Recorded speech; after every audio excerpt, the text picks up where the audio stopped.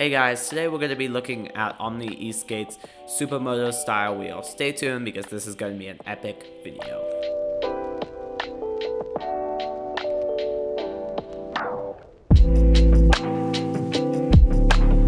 Alright guys, for this video I will be using my Atlas 4-wheel drive.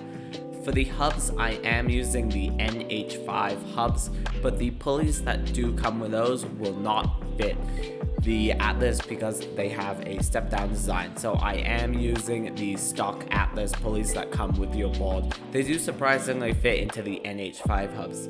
I also do think the wheels will fit on your stock hubs, but I cannot confirm that.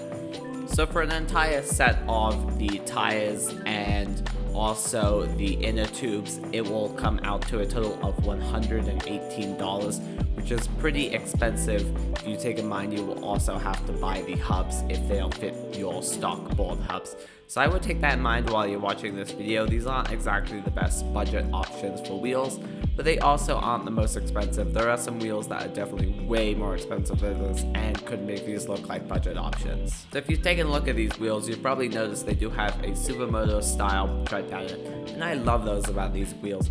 They give a pretty new and different type of look to your board, and they give way better grip if you're riding on the road. Taking these on the sharp turns are an amazing feeling. You could really kind of burn that rubber up when you're doing it. It feels amazing, unlike anything else. If you do plan to do any rain riding or off-road riding, these wheels are definitely not for you. I would go stick with one of the other options that have a more aggressive tread pattern. This wheel's got about no tread pattern, so in the rain you'll be slipping out like crazy, and off-road you get basically no traction whatsoever.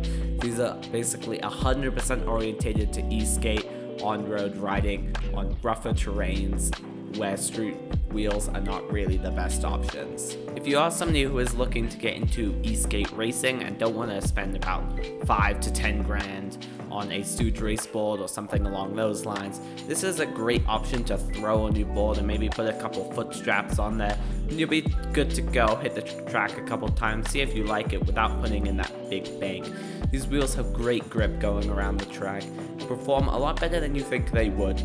Compared to street wheels, they have way better traction, but of course they won't be able to really compare to like these Stooge race board wheels or anything like that, but they are amazing for the price, and you basically need to do no DIY to make these work. They just fit into basically any normal ABEC pulley. Omni does recommend that these wheels are run at 45 psi, which seems way too high.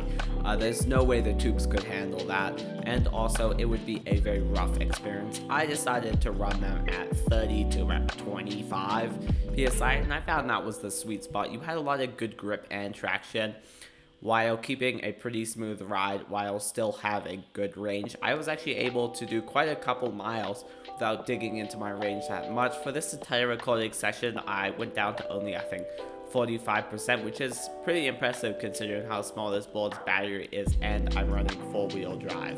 Something I love about these wheels is how large the contact patch is. You're rocking a 50mm contact patch on 150mm wheels.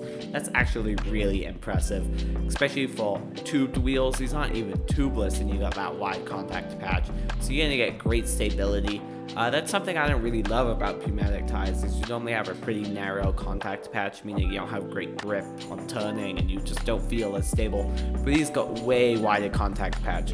Pair that with the tread pattern and you have a really smooth and nice feeling wheel. Great for carving, great for grip on corners, and just all around perfect. For reference, I think the stock wheels that come with an Atlas are around a 35mm diameter, and something like a Stooge race board wheel that is built for racing is going to be a 75mm wheel. So it's right in the middle. It's good for street riding, good for track, but you don't really compromise anything on both of those. I would definitely recommend these wheels to you if you want to do a lot of street riding and your streets aren't of the best quality. I like to call these kind of like free riding wheels because it gives you the ability to free ride those streets like you really want to. You could jump off curbs, jump around potholes. They're a ton of fun to ride on, and kind of a different ride feel that you don't really get with other wheels. You get that really good grip, but also really good shock absorbance. Obviously, when you are using 150mm wheels, you are a little bit lower down to the ground compared to the standard 160 or even 170 like you're seeing on a lot of boards nowadays. So I would take that a note if you're doing off-roading. Definitely not recommended for that, but if even like potholes and stuff, you do have a higher chance of scraping up your board since you just don't have that ground coverage. That does also give the benefit of a lower center of gravity, which is a lot nicer for those tight turns and racing. I do prefer the smaller wheels, but that is up to personal opinion. Some people do prefer to run those bigger wheels and they like to be higher up.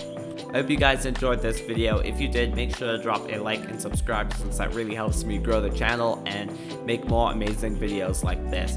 And I hope to see you guys next time. And make sure you check out these wheels since they're a ton of fun and a really good option for street riders. See you guys next time. Bye.